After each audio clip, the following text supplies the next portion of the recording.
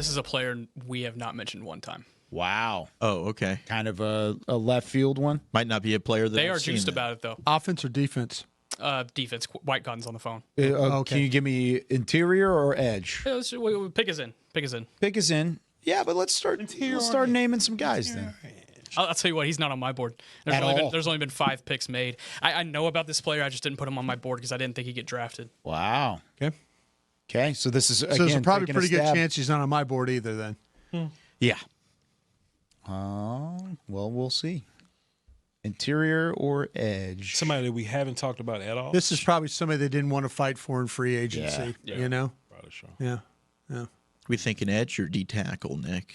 Yeah, he didn't give it to me. I think edge. I think it'll probably most likely be Be an I edge. think they've done what they wanted. Man, Will's kid's getting big. It's not Tyler. Elijah Walker. Ponder. Yeah, he's going to be a Cal receiver Poly, here pretty R.J. Oben. Is he Notre Dame. what is he? We've mentioned College?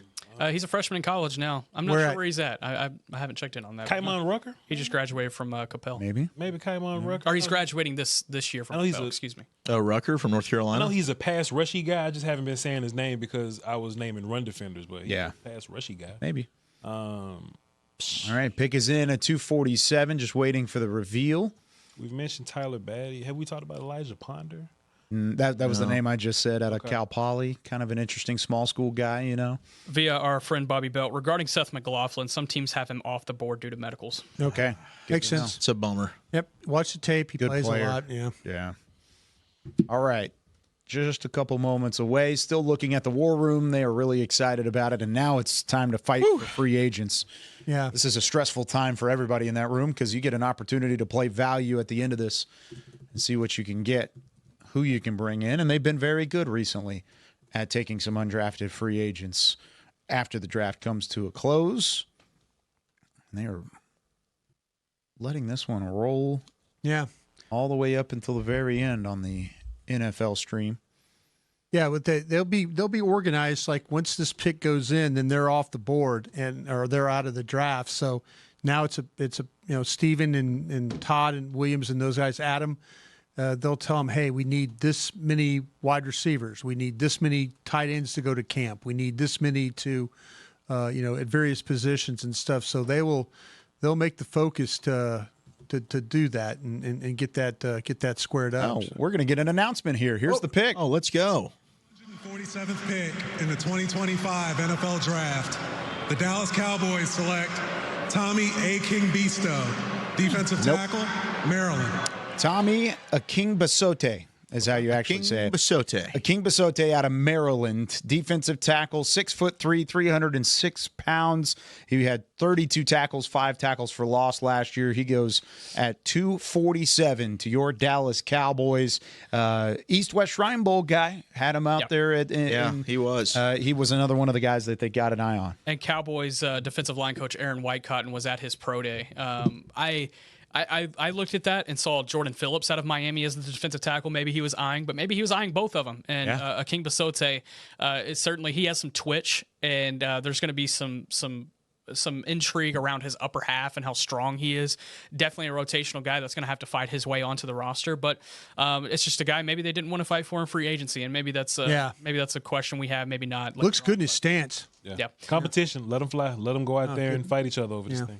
Yeah. I mean, just looking at some of the notes I had back from the Shrine Bowl, he had a career-high 32 tackles, 5 for loss, and 12 starts last year. Big kid, 6'4", 316. So that's kind of all I got on him. Another guy that didn't transfer I think either. he played basketball. Was he a former basketball guy? He's kind of built like that, so I wouldn't be shocked. I don't have that on the background here, but he was a 4-star recruit out of high school, stayed local from Largo, Maryland, out there on the East Coast, stayed at Maryland, played at home, and I think all of those things pay out for him. Good burst off the line of scrimmage in terms of 10-yard split, 176, not bad for a defensive tackle. So, late round guy and taking a chance on a guy that you don't want to fight for as we're in the final 10 picks This now. is just where we lean on our friend Dane Brugler. And just, What does he say? Call Dane. oh my God, I just exited out. What does Dane got? Here, I can pull it up if you need it. Grew up in Maryland. Saw himself as a basketball player before making the switch to football as a junior, because that was his best chance at a scholarship. He was a 4-star recruit, received offers from OU, A&M, was locked on nearby Maryland because of the coaching staff. He was the second-ranked D lineman in that 2021 class behind Chop Robinson. Wow. Who was a first-round pick of the Miami Dolphins. He carries most of his weight in his upper half, can dent the depth of the pocket with initial quickness off the snap. He made gradual improvements each season and is yet to play his best football, although he is still connecting the dots, and things won't slow down in the NFL. Overall, he has unquestionable talent, especially for his size, but he was more of a cog in the machine than a difference maker that jumped off the tape or the stat sheet, per Dane Brugler in The Beast. Well done, Dane. Always has him ready to go.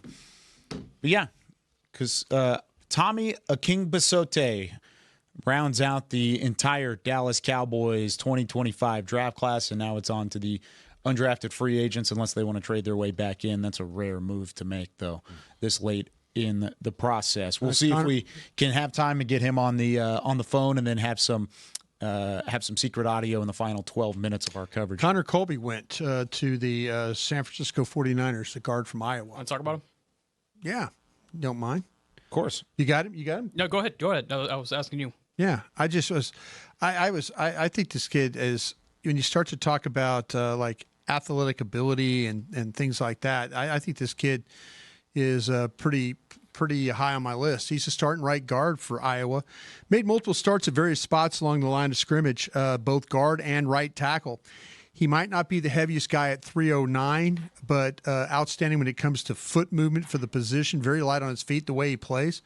He's got a feel for angles, how to use them to his advantage. He gives really good effort in order to finish blocks. He stays on his man one-on-one while playing on the move. Where he really excels is as a double teamer. He's outstanding in this area. He's secure the down lineman and then seamlessly work to the next level. He has an idea where the man is going to be and then locates him, and then he's able to make that block. Where he will get in a little trouble is when he oversets and then he has to scramble back in order to make that play. But he's got some strong hands for the position, struggle a little bit at times with his pad level and strength, but he's able to handle men much bigger than him with his set and his balance. So I really do kind of like this kid. I had him in the 4th round as a guard. Didn't always have the power, Brian, but he always looked to finish. He always looked to try to just maul guys as best he could. And I like the attitude on him. I like the ferocity, so to speak. So shouts out to Connor Colby, man. I was a big fan of his scoop blocks and his outside zone stuff, but he ain't on my team, so it's cool. Moliki, I don't know this one, tight end out of UCLA. Moliki Matavo? Yeah. Saints took him at 248. Yeah. Right after the Cowboys. You have him? Yeah, I do. This guy, let me see if I could get to him as well. He's a flex end. Yeah, he really is. And then it was Connor Colby, and then it was John Williams. Yeah. We'll get to Matavo because we have Tommy Akingbesote on the line. Tommy, congratulations. Yes, sir. You were a Dallas Cowboy. What's going through your head? What's going on? I like the energy already. Yeah, ready to come work. We were ready to come to Dallas to come straight to work, man. We were trying to win the Super Bowl. Let's do it. What was that moment like getting the call from Jerry? And I mean, right at the tail end of the draft, now you are officially going to have a star. Man, it's a surreal moment, man. We've been waiting this whole weekend for that call, and it came. So, hey, I'm blessed from God. God blessed me here to be a Dallas Cowboy. So I'm here to come work, man. Let's do it. Hey, Tommy, congratulations, man. Did you have a hope to be drafted today? Did it surprise you, or were you fully expecting it the whole way? I was fully expecting it, man. I know God put me on this earth for a reason, and He put me on the earth to come play football. So, hey, I knew it. I knew it was going to happen. By God's grace, and it happened. I love it. Hey, Cowboys defensive line coach Aaron Whitecotton was at your pro day. Were you able to meet with him at that time? Did you connect with him? Just kind of walk me through your experiences with him. Yes, sir. He worked me out, and we hopped on the board and talked football, and I feel like it was a great time. He was a great coach. He understood my game style. He understood what I could bring to the table, and yeah, we had great talks. What should Cowboys fans expect from you? Physicality. I'm a great person off the field. I'm a people's person, man, and I'm here to win. Hey, and that's kind of been the culture theme here in Dallas is you have that energy, you have that mindset. How much did that play into the conversations with Cowboys staff throughout the process? Can you repeat that one more time, boss? I'm sorry. When they were talking about your energy and your personality, how big do you feel like that played a factor into you being picked? I feel like it played a huge factor because I'm an energy guy. I bring it every day. I come with all the energy I can. So man, I'm just happy right now to be a Cowboy, man. I'm blessed, man. What is your most favorite part about playing football? Why do you love football so much, Tommy? Because I could bring my physicality to another 300-pounder every single play, man, and it's legal, so I can't get in trouble for it. So that's my biggest part. That's bringing physicality, punching the O-lineman in his mouth every play. All right, I asked one of your fellow draftees this earlier, but if you could eat one food every day, what is the food you're rocking with? I'm gonna go with salmon Alfredo. Salmon Alfredo for sure. Is that the pregame meal? Hell yeah. Yes, sir. Hey, I'll let you know, in the Cowboys cafeteria here that y'all eat at, they feed you a lot of salmon and a lot of Alfredo, so maybe you can mix that thing up. Hey, if you had to listen to one music artist for the rest of your life, who would it be? I'm going with No Cap or Rallo. No Cap or Rallo. An Alabama man. Okay. Yes, sir. I appreciate it. That's awesome. Now, hey, we're excited to get you out here. I know, hey, that same mindset that you have and the same mentality you have could also push over to what the offensive guard in the first round, Tyler Booker, was talking about. That's going to be some fun matchups in training camp. So looking forward to having you out here. Congratulations again. Yes, sir. I appreciate y'all.